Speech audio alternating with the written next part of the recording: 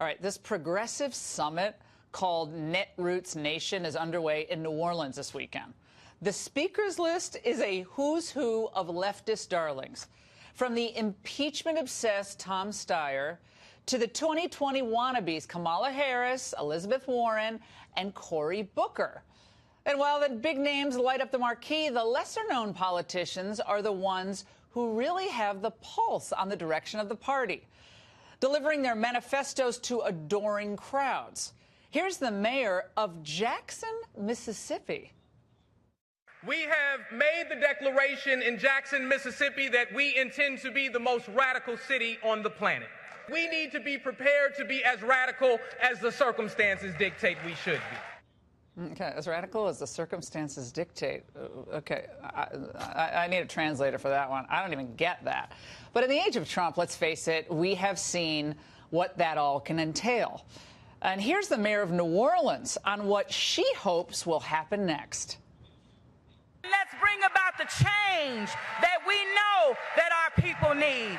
We need economic justice. We need criminal justice reform. We need health and environmental justice. We need racial equality, because we understand that no one matters if everyone doesn't matter.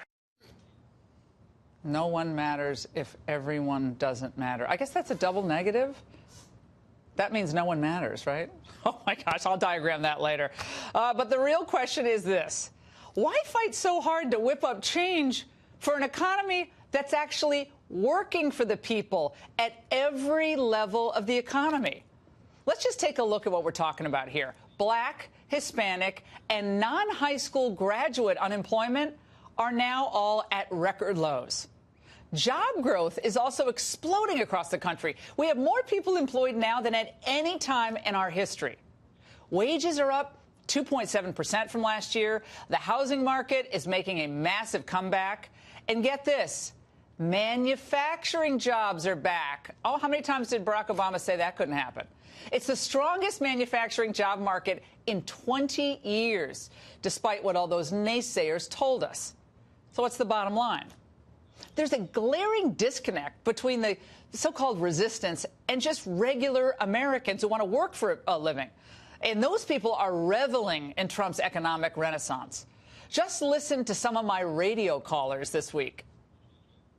I work for the largest shipping company in the world. I'm an outside sales rep for them, and I'm up 40-60% this year. I think everybody sees a difference. Everywhere I go, people talk about it, and I think it's real.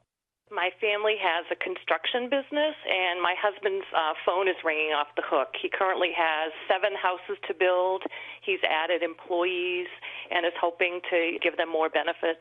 You saw an uptick as soon as the election went through because of the optimism. When you talk to other people in business and people that are working, whether it's truck drivers or whoever in our particular line of work, they are happy. I'm 28 years old. I just recently started a fiberglass business. I'm making money hand over fist. People are willing to spend their money because they're not worried that they're going to be broke tomorrow. Wow.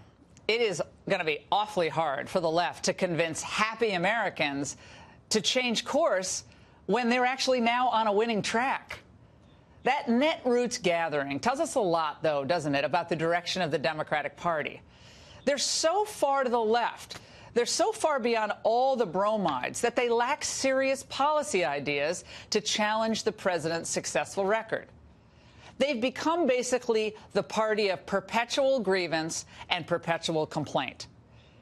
But how long will that actually play among an electorate that is so much more prosperous and, from what I can gather, so much more optimistic than they've been in years? Who's going to want to change that, reverse that? As for the Netroots, I think they could use some water. The Kool-Aid that they've been drinking has gone to their head, and this is why I call them Nutroots.